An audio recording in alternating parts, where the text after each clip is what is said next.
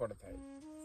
ಇನ್ನು ಸೆಕ್ಷುವಲ್ ಟೆಂಪ್ಟೇಷನ್ಗೆಲ್ಲ ವಿವೇಕಾನಂದರ ಕತೆ, ವೈರಾಗ್ಯ ಶತಕ, 100 ಶ್ಲೋಕಗಳು ವೈರಾಗ್ಯದ ಮೇಲೆ, ಅಷ್ಟೆಲ್ಲ ಮಾಡಿದ್ಮೇಲೆ ಸಾಕ್ಷಾತ್ಕಾರ ಆಗೈತಿ ಇದರಲ್ಲಿ ಏನೂ ಇಲ್ಲ ಅಂತ, ಏನೂ ಇಲ್ಲ ಇದರಲ್ಲಿ ಅನ್ನೋದು ಗೊತ್ತಾದ್ಮೇಲೆ ಆ ಸೆಕ್ಷುವಲ್ ಪ್ಲೆಜರ್ ನಿಮಗೆ ಟಚ್ ಮಾಡೋದು.